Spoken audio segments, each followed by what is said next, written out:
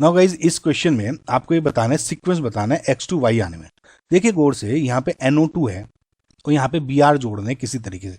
देखिए हो क्या रहा है, NO2 है, NO2 को आपने हटाया है तो और H लगा दिया और प्लस यहाँ पे Br भी जुड़ रहा है।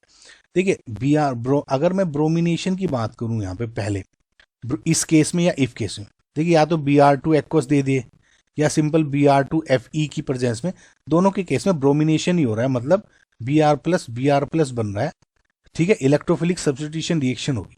अगर इस केस में देखोगे तो ये इलेक्ट्रॉन विड्रॉइंग ग्रुप है, यहां से इलेक्ट्रॉन खींच रहा है, कंपैरेटिवली ये दो पोजीशन है इलेक्ट्रॉन रिच हो जाएंगी। तो अगर मैं पहले ही इसका ब्रोमिनेशन कर दूंगा तो Br2 यहाँ पे जुड़ रहे हैं।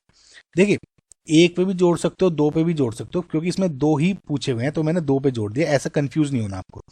ठीक है, तो यहाँ पे जुड़ रहा है, लेकिन मेरा यहाँ पे बना रहा है, तो इसका मतलब जो ब्रोमिनेशन है ये पहले ब्रोमिनेशन नहीं हो रहा, यानी FeHN हो रहा है।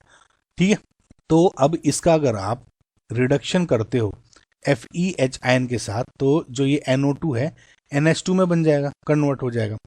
देखिए मैंने आपको बताया पहले भी कि Fe plus HCl, Zn plus HCl, Sn plus HCl, lithium aluminium hydride, ये H2PD दे दें या इसके बजाय HCl के बजाय H ऐसे लिख दें, FeHN SnHN, तो बेसिकली रिडक्शन हो रहा है, NO2 को NH2 में डाल दो आंख बंद करके।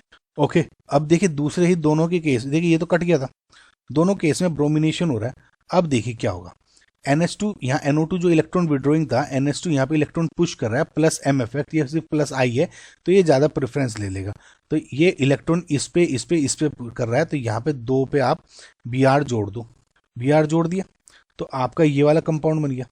समझ में आया?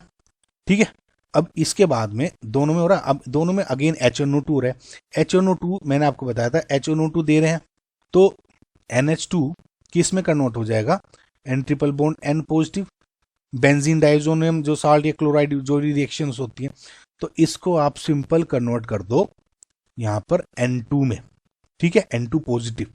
नाउ अब N2 पॉजिटिव को हटा के अब ये इन दोनों में रिएक्शन हुई है। मैंने आपको पहले भी बताया कि ये N2 बहुत अच्छा लिविंग ग्रुप है, और अगर H3PO2 दिए हो तो इसको आप H नेगेटिव मान लो, लेकिन जैसे इसमें CuBr दिया हुआ है, जैसे सेंड में रिएक्शन में भी मैंने आपको बताया था Cu2Cl2 CuCl कुछ ऐसे भी दिया हो तो Cl नेगेटिव मान लो, अगर आपको लेफ्ट साइड में ये इस टाइप का कंपाउंड दिख रहा है। ठीक है, तो अगर अब Cl नेगेटिव होगा तो N2 हटके यहाँ Cl जुड़ जाएगा, H नेगेटिव है तो N2 हटके यहाँ पे H जुड़ जाएगा। समझ में आया? H का मतलब ये हो गया सिंपल, ये वाला कंपाउंड बन गया।